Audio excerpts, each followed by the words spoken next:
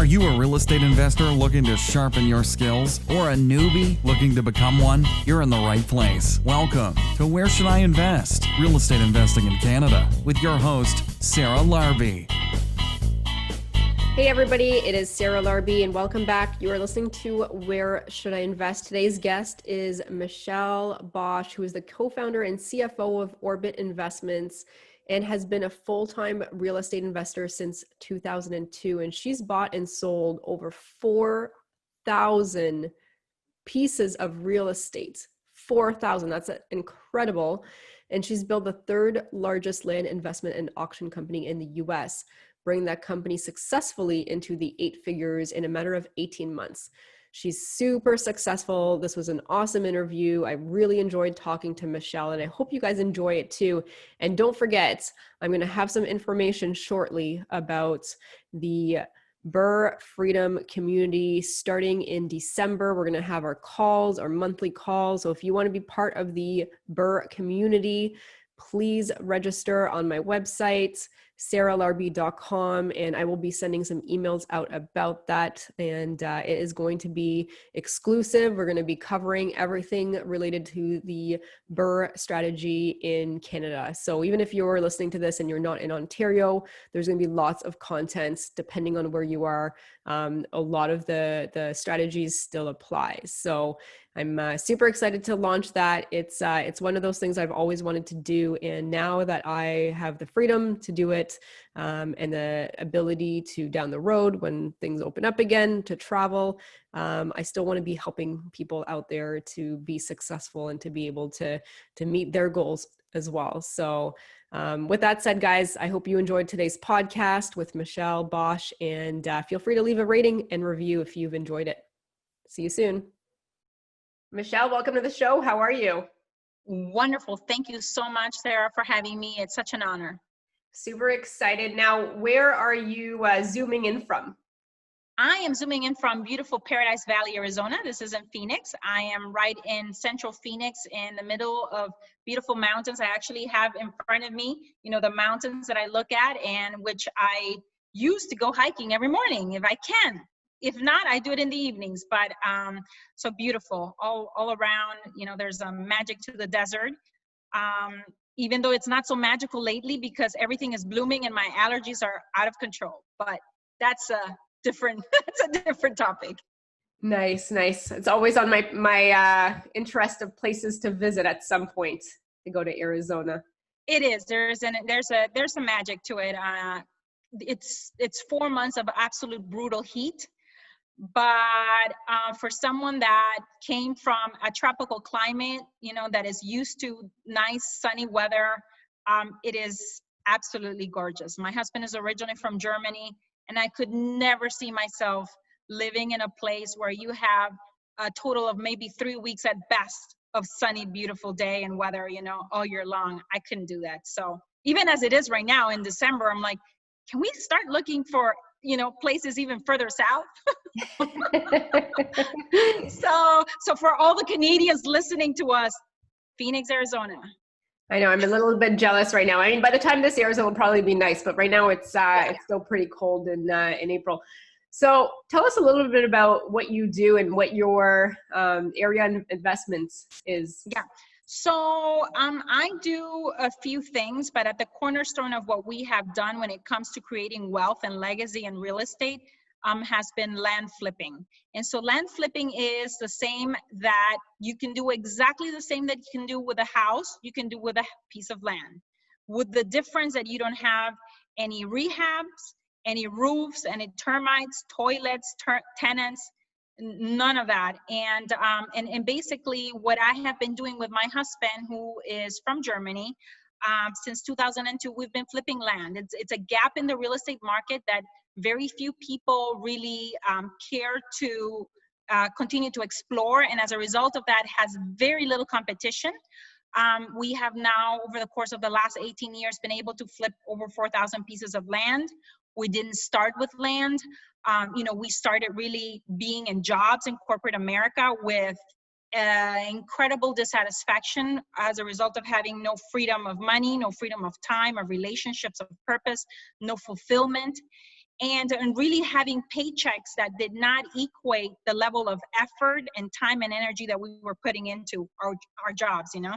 And so we started looking to start with something. And we initially, because everyone thinks about houses, we thought, well, let's try and either rehab or flip a junker, yeah. And we started with that and started looking at houses and that looked like junkers driving around. We were able to put a junker under contract and then realized very, very quickly that we were over our heads. We had no idea how to estimate repairs on a kitchen.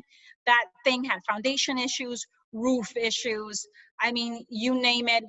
It's not that we had bad credit. We just had no credit. We needed to find hard money, you know, for the time period while you're, you know, repairing and rehabbing, and even wholesaling. You know, because we couldn't understand all of those repairs, you know, we offered too much, so we couldn't even wholesale that, you know, that junker. And then we thought, okay, well, let's continue looking, and we continue exploring, still within real estate, and we came across something called tax liens, tax deeds, which I think the part that we were immigrants was a disadvantage for us on the housing world, but the fact that we were immigrants also gave us an incredible advantage. And number one is because we have like zero fear of hard work, number one. And number two, we're able to see opportunities that perhaps others don't see. And so we hear about tax liens and tax deeds, which completely do not exist in Honduras. I don't know if this is something that happens in Canada, where basically due to delinquent property taxes, they can seize your property and you can lose it pretty much. There are tax sales, but I'll tell you they're very far and few between. So any, because our default rates are so low. So let me tell you, I go to a tax auction, and it was crappy. It was the most competitive thing I had ever witnessed and been a part of. It was like being in a tank infested with sharks, where you could tell that even, because it was a county up in California, Sonoma County, that even the bidders, they knew each other already. They knew the county officials. They knew, like, you know what I mean? I was a newcomer, a beginner. There's no chance that they were gonna let me bid on anything and win a bid. But what I noticed was that a lot of the stuff that was coming up for auction was actually vacant land. And a light bulb really, when I came back home and kind of did a brain dump with my husband of what had happened, you know, I'm like, these people have given up on paying their property taxes and have completely mentally checked out from their properties years before. What if we were to send them a letter and use direct mail to reach to these people years before? And so we started in the tax delinquent world, basically sending letters to vacant landowners. And then we quickly realized, as a result of once me getting an entire assessor's role for a county, that whether they were delinquent or not, vacant landowners just really had a huge burden of property ownership for so many reasons, and they wanted out. And this is an area or an asset class that is very illiquid, and we were coming there, you know, with as heroes to save someone that either, you know, had inherited that property, or save someone that had decided to, for example, if they had a lot here in Arizona and one in Florida, they had decided to retire in Florida, and now their land in Arizona, they don't want it, they don't care for it, divorces. I mean, you name it. So many reasons why people let go of their properties for, you know, for very little money. So over a period of a couple of years, 2-3 years, we actually developed our own proprietary method. We call it the land profit generator method, of getting these properties based on, you know, our direct message or our direct marketing letter, for 5 to 25 cents on the dollar, and then we're able to sell it for anywhere between 40, 50, 60, 80, even 100%, depending on whether you're wholesaling or retailing. And we sell it in two ways. We can either sell them using cash, you know, just a cash sale, a quick sale, or we can sell them using seller financing, which has been, Sarah, absolutely beautiful. I cannot emphasize how wonderful that is, that we've been able to make land cash flow basically and create notes. And we've been able to create now over $70,000 worth of passive cash flow on just notes per month from land. It's beautiful. It is awesome. So I want to take a step back because there's a lot of real estate terms that you used, and I just want to make sure that everybody understands what everything means. Sure. So seller financing is similar to vendor take back. We don't use seller financing so much in Canada as a term, but can you explain that a little bit? So seller financing is, for example, I buy a piece of land for, say, $1,500. That is normally worth anywhere between 10 and 15,000. Say I sell it for the 15,000, or let's say 10,000, so that I can move it quickly. Yeah. And somebody tells me I can give you a down payment for $2,000, and the remaining, $8,000 I can make in $200 installments for the next 5-10 years. Depends on how, that monthly payment, what they can do on a monthly basis. So basically with the $2,000 down payment, I'm able to recoup my cost of $1,500. So I have no out-of-pocket expense at this time. I am offering an amazing service because very few banks actually lend on land. So all of a sudden I've turned into the bank. I can charge anywhere between 10, 12, 13%, interest on a loan, on a note. And I have done an amazing service now to someone, my buyer, that is really looking forward to, either investing in an infill lot, or investing a lot in the path of growth, or invest in a recreational piece of property. Those are actually the 3 types of property that we focus on. I understand the buyer for each of those 3 different types of properties very, very well. And therefore I can sell those properties very easily and quickly because I understand my buyer for those 3 possible exits. So that is in essence seller financing. It's basically you carry back a note for someone, and then they make payments and pay off their property in small installments. And that's the beauty of it. And that's the only reason why we've transitioned now into family, single family homes and multifamily, because those notes at the end of the day, that passive cash flow comes to an end. When they pay off the note, the passive cash flow stops. So for us, the land has been an amazing way for us our land business to be a cash machine that generates a ton of cash and cash flow, and use those cash profits and cash flow to transition and park them over to single family or to multifamily to create what we like to call, in the Bosch family, we call it forever cash. We even wrote a book because forever cash is basically the equivalent of passive cash flow. It's something that, it's going to be in our family. It's part of our legacy. It's part of us being able to not just change our lives, but our entire family tree, with my daughter's children, the children of my daughter. I mean, if they don't screw it up, that will be in the family forever. Okay, no, that's cool. So thanks for going through that. Thanks for explaining it. And I want to talk about a little bit more about the land deals. I think it's very clever how you buy it, let's just say for $1,500, you sell for 15, but you actually get 2,000 cash, and then the rest is over time payments to you. I mean, it's almost like a way for you to be able to take the ups and downs of the market, right? As we are, going into down, who knows how deep this is going to be. Yeah. Essentially you still have those payments coming in. Now what happens if your buyer has defaulted? We have had defaults in the past because, like I said, this recession is not our first rodeo. We had already done over 3,000 flips by the time, very close to 3,000 flips by the time the 2008 recession hit.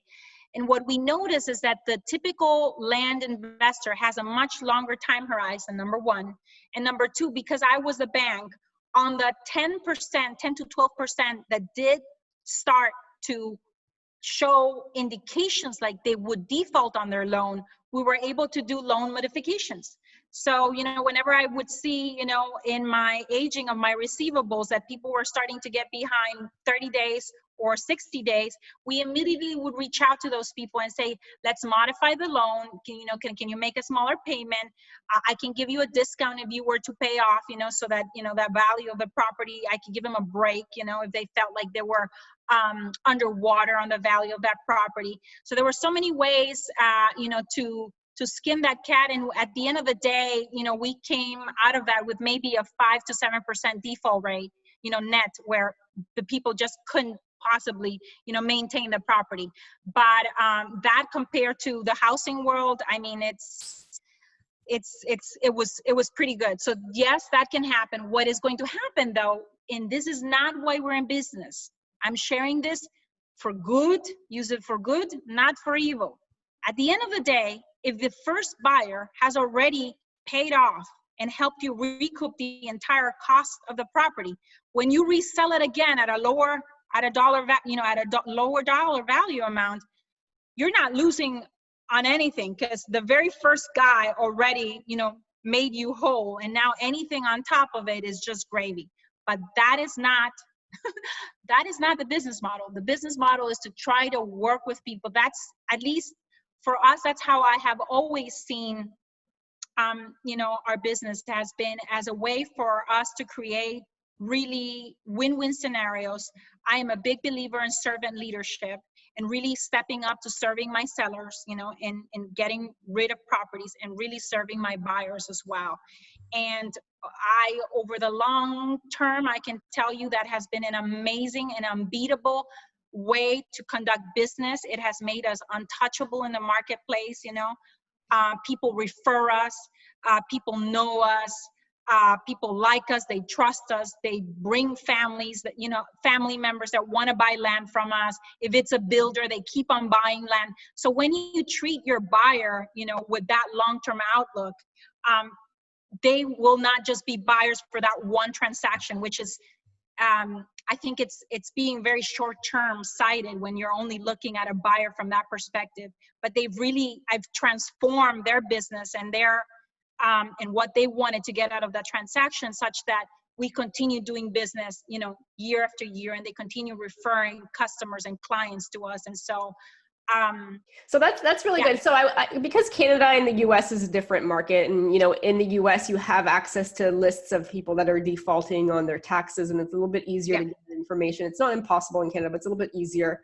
So I can understand how you can find some of those motivated sellers and then you negotiate with them. It's probably similar to what we do here. How do you find your buyers though? Yeah, the buyers we either find on Facebook Marketplace, Zillow, Redfin, Trulia, Craigslist, Landflip, Landwatch. And then from all of those, you start creating your buyers list. Yeah. Mm-hmm. So those are the pretty much 7 places. If you are looking at a specific market and you are looking at, for example, infill lots, your exit will be a builder. I mean, just Googling Builders Association in that county or in that city or in that state, and very quickly you have a list of buyers. Yeah, absolutely. Okay, so that sounds pretty similar. I mean, there's buyers lists that are created and all that good stuff. And actually on the seller side, even if you're in Canada and wanted to operate here in the US, for example, it is all public information at the county level. You can also use list brokers such as Agent Pro 24/7, or you can use title companies. If you work with really investor-friendly title companies, they can pull lists for you because they can tap into what is called here in the US CoreLogic, which is this huge database basically that all title companies use to do, title work and so on and so forth, and legal descriptions and other, property ownership and confirmed property ownership and so on and so forth. Okay.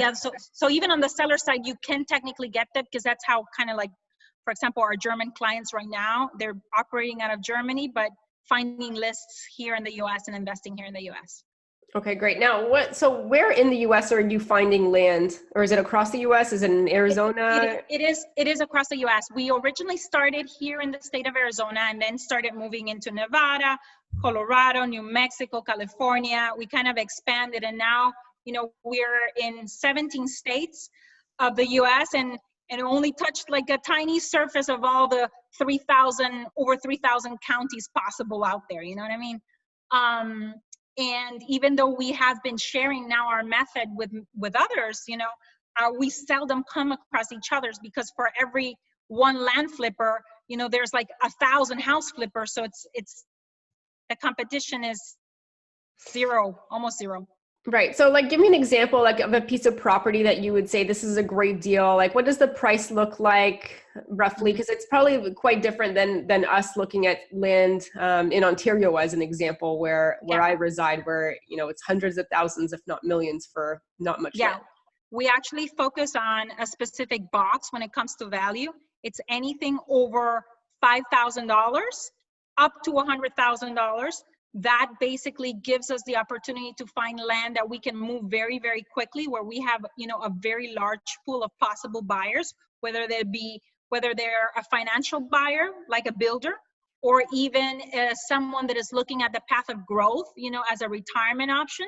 That's still also a financial buyer, slightly different than my builder, but still a financial buyer, or a recreational buyer.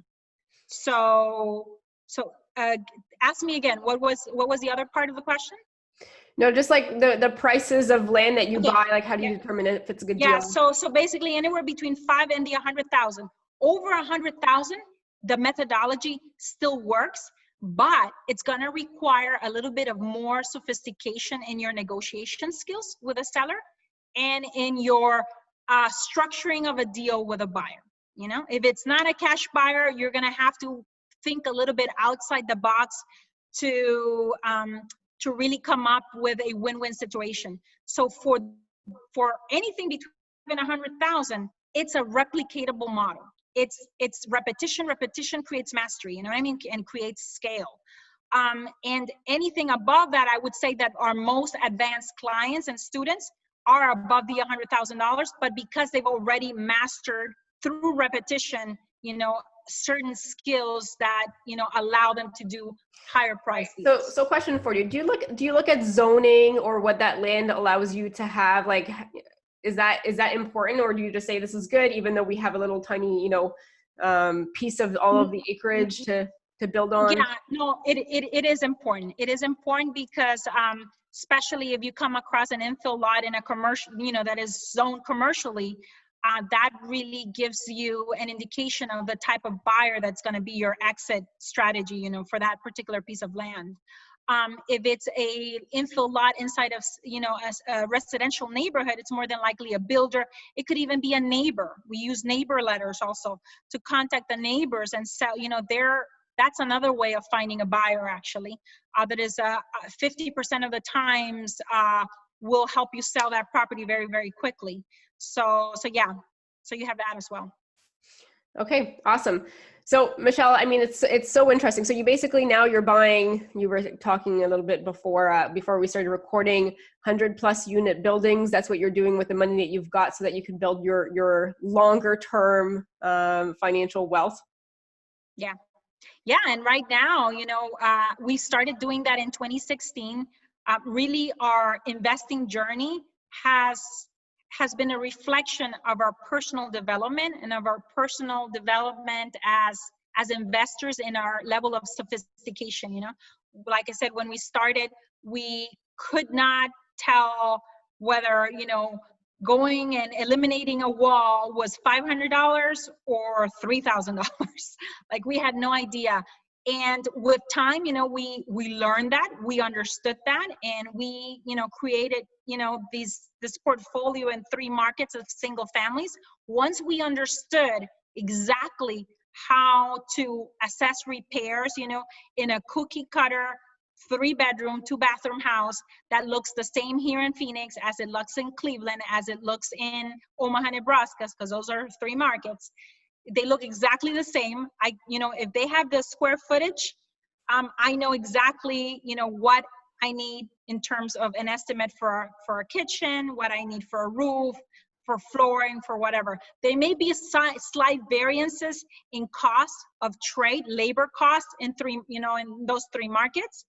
And maybe some supplies, certain things are a little bit more expensive in Cleveland. Like, I know, for example, that I have a little bit more of an Achilles heels on certain properties of a certain age with plumbing in these colder climates than we have here in the Southwest, just because we don't have this, harsh weather conditions. Well, we do have harsh weather conditions, but at the reversed.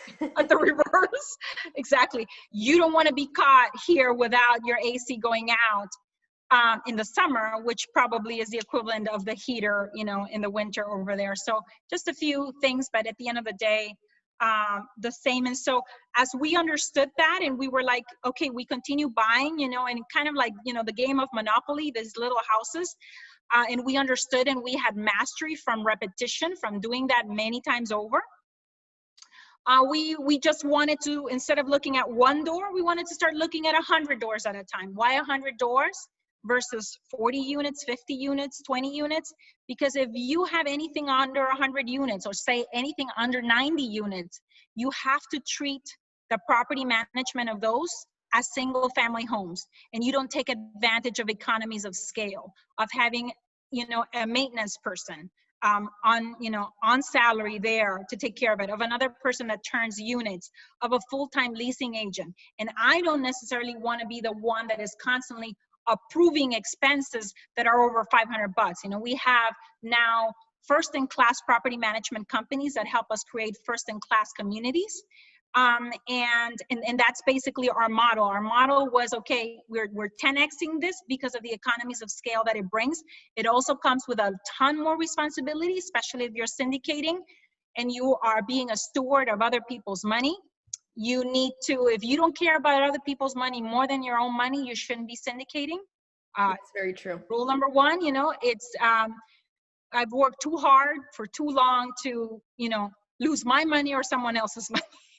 So as we have grown as investors, the asset class has grown, but we continue flipping land, you know, and that's right now what continues to work extremely well, even in this, you know, situation that we have right now as of the time of this recording, when we're all quarantined at home with a pandemic and our business continues to move forward, and we have, you know, people that are doing $127,000 spreads in profits using land, even though everything is shut down, because you can find your buyer online. You know, title companies are still working. They're working a little bit slower. If the title company is closed, you know, if it's a smaller dollar price range, you can self-close, and we teach you how to do that also. So it's just, yeah, it's something, it's an asset class that it's, for some people, they might think, and I've had this situation where I have had people that are either, you know, dentists or doctors or engineers, and they originally hear about it and they're like, you know what, it caught my attention and it all made sense, but I thought that was playing too small, until they see, you know, success stories of other people doing 20, 30, 50,000, $100,000 checks, and they're like, okay, I guess land flipping isn't playing too small. You know what I mean? But you have to have faith in the small. You know, how are our financial dreams, the big ones, gonna come to fruition if we don't even have faith in the small? So everyone just needs to start with whatever they can wrap their mind around. For us, it was land. It continues to make sense for us for land. We have mastery now. We have an entire team that you know, does that is on autopilot, and that allows us to then go ahead and put our attention and our focus elsewhere. But before we had that mastery, our full attention and focus was on that singular activity of land flipping, buying a property, selling a property, buying a property, selling a property. It's so easy to get in real estate distracted because there's so many. Yeah, it's that shiny penny syndrome, and then you don't take action. 10 years later, you're still in the same spot 100%. I mean, you're saying it well, and, you know, start with what you can grasp, what makes sense, learn it really well, pick a strategy. It sounds like land flipping is the way that you guys did it. So that's awesome. Yeah. So we can keep talking about this. It's quite interesting, but the next part of the podcast is our lightning round. So Michelle, I'm going to ask you 5 questions. Okay. Everybody gets the same questions. You ready? Yeah. First answer that comes to mind. Question number 1, what is your favorite investing real estate book ever? I have to say that for us, it was Rich Dad. It was really, you know, the Rich Dad series, but the very first Rich Dad, Poor Dad is what really transformed our thinking from, you know, living in the corporate world and having a job to, wow, there is another possibility out there, you know, and you grow up with certain programming, you know, from your family, that this is what you do. You go to college, you go get a job, and you work. You know what I mean? And so that really opened up. So I would have to say Rich Dad, Poor Dad. Yeah, absolutely. Great. Book number 2, what is your favorite podcast? I would say that right now, my favorite podcast, I've been listening to a lady by the name of Allie Brown, and she has something called Glambition Radio. And she is now actually my mentor, and I continue listening to that podcast. I love her really visionary view on, women and women entrepreneurs and women in business. And so if you're ready to to step out of the tactical and the day-to-day operations of your business and really start working on visionary role, I would say just check out Glambition Radio. So many amazing women leaders that she interviews from all industries, from all walks of life, like true thought leaders in their specific areas. So I would highly recommend that. That's awesome. I'll have to check it out. First I hear about it. So thanks for recommending it. Yeah. Question number 3, what do you do for fun aside from real estate? We love going, I love going hiking. I'm trying to make a lover out of my daughter too, even though she's 12 and getting to that age where the teenagers don't, preteen, and she doesn't want to hang out so much with us. But I love hiking and I love doing yoga. I basically stumbled also into yoga back in 2011. And that is a big part of what makes me sane, of what makes me not just enjoy inflows of cash, but also inflows of ease and inflows of grace in my daily life. All right, very cool. Number 4, if you lost all of your money and your assets tomorrow, how would you start again? Flip land. I'm telling you, this is exactly, if I was to lose everything, we would basically turbocharge, put it on steroids again. Because right now we went from a model of volume to high price, dollar properties, but volume very, very, very quickly can get you back up and running, basically to a point where we could probably recreate what took us 6 years in about a year and a half. And from there, start building again into single families and into multifamily. I would be able to do it so much quicker just because of, the experience. Absolutely. Nobody can take that away. Yeah. Number 5, if somebody has $50,000 and they want to get started, how would you recommend they spend it? This is talking out of personal experience. I value my time much, much more. And so I'm all about collapsing time and finding the person with the engine, with the gas and the blueprint. And if I can just basically, collapse time and basically somebody already has a blueprint and I can come in and drop the right who, to help me execute on that strategy. That is how we go about it, now. Anytime I want to upgrade or engineer the next level of growth, it's really 2 types of investments. It's an investment in team or an investment in myself, in finding a mentor, or it's an investment in technology. Every single time we've done an investment in technology and creating our own CRM or in looking out there for the CRMs that are already there, that has, the who and technology has engineered the next level of growth for me. So I would look to that, I would say go find a person that first find out, how do you want to live your life? And if you want to live your life as an entrepreneur and as an investor, go find a person that is doing what you want to do extremely, extremely well, and not just talks about it, but is eating their own cooking. Because that's a very big distinction out there. There are so many people out there, in real estate that perhaps they want to serve and they want, but they're not doing it in the volume that that would give them, I always feel, in alignment and be in alignment with saying, okay, this is what's working right now.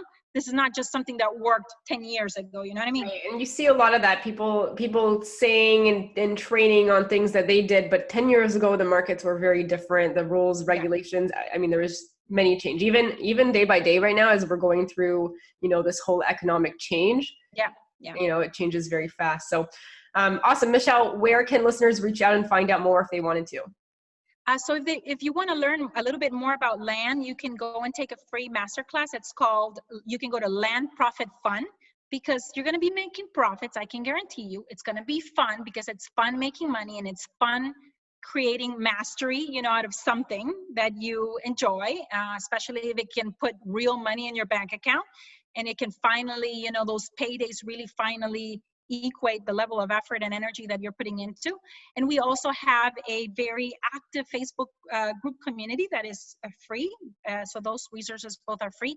And it's called Land Profit Generator, Real Estate Investing. Land Profit. But if you just put in on Facebook Land Profit Generator, you'll see the group. It's about 8,500 land flippers, incredibly giving community. Jack and I are constantly there helping everyone, our coaches, and anyone that is 2 steps ahead, because we've created this incredibly giving, generosity with your time and with your knowledge. Anyone that is 2 steps ahead, I see them, answering questions from somebody that is 2 steps behind, you know what I mean? And it's just beautiful to see. If you have a question, immediately you have 20 responses from people that vary from very, very advanced seasoned investors to intermediate to maybe 3 steps ahead of you, but they're ahead of you nevertheless, you know what I mean? So very cool. Awesome. Yeah, so those would be 2 places. Okay, well, thanks so much, Michelle. It was great to have you on the show, and thanks for sharing your insights and all you know about, or what you know for the time that we had anyways, about raw land. So thank you so much.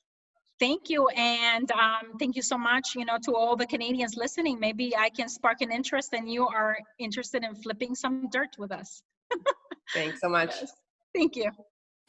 Thanks so much for listening to Where Should I Invest with your host, Sarah Larbi. Make sure to listen in next time. We'll catch you on the next episode of Where Should I Invest?